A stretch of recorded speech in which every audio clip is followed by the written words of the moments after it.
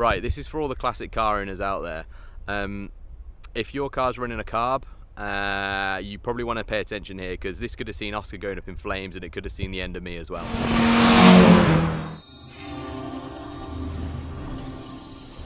So recently I was doing some work on Oscar. He had an oil leak coming from that bloody canister filter that's on these A series. I still need to put the spin-on filter on. It was leaking quite badly, so I was underneath the car, tightening it up, hoping that I didn't have to take the canister off. Got it all seated up there, tightened up, went round, started the engine, got back underneath to check it. While I was underneath, started smelling fumes, and I thought, that's not good. Looked over at the manifold, smoking away, looked up, fuel dripping down from the carb, shot out as fast as I've ever moved in my life. Got the engine off, back round, made sure that there was no fire starting or anything like that. Luckily it wasn't. What I could see was some staining on the manifold, and I think this had been happening for a while. And I think I've just got lucky, and all the time that I've been driving Oscar, nothing's ever gone bang. Now, on the carbs, bit of go in do it. So on the carb here, you've got your float bowl. So this is a 1.5 inch SU on Oscar, and we've got our float bowl here. Basically what happens, the fuel comes through from the fuel pressure regulator or fuel filter that we've got on Oscar here. You might just have an inline filter or maybe nothing at all. Comes through, fills up this float bowl, and inside there's a float. So that float, as the fuel comes up, will lift up, and there's a needle inside. Basically, if that float gets stuck at any point and that needle isn't working, then potentially the fuel's just going to keep coming up and up and up until it comes out of the overflow. And basically what was happening in Oscar, the needle had got stuck, so I had to free it off. A good whack on there sometimes can free off any dirt that's restricting that, but also sometimes your float could just be clogged and it's just not working properly, so you need to sort that out. But the way around it is to fit a pipe to your overflow that diverts that flow of fuel, if it is coming out the overflow, away from your hot manifold, because that's the game changer there. Is the fuel can come out, as long as it's not touching anything hot, you're probably going to be alright. You just run out of fuel, your fuel economy will be bad. You want to get it fixed, because a fuel leak's always unsafe, but you haven't got to worry about it dripping on that manifold.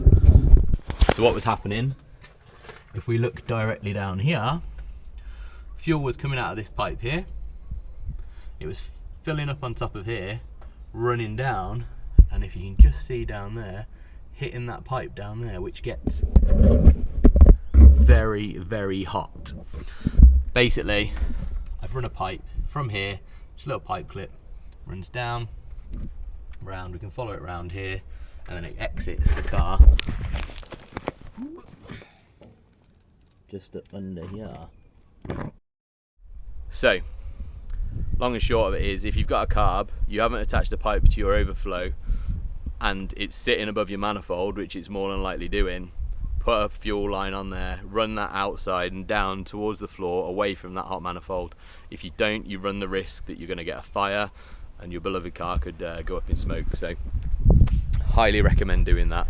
I'm feeling a lot better about travelling around in Oscar now. Like I say, for a long time I've been smelling fuel, and I've been checking that. I think there was a leak on one of these unions here. So just here, where I've got this PTFE tape, it was just a small seep, but I think at some point when I'd been trying to fix that and took the pipe off, I think some dirt had got inside that float bowl, clogged up that needle and just stopped it from working properly, so it was constantly overflowing at that point. Like I say, could have been a disaster averted, but I urge you guys, if you haven't put a fuel pipe on that overflow yet, do it. Now, I think most carbs are kind of built the same. There's always an overflow system there on the carburetor.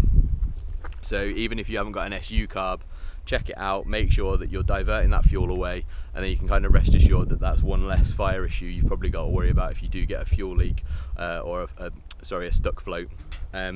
So yeah.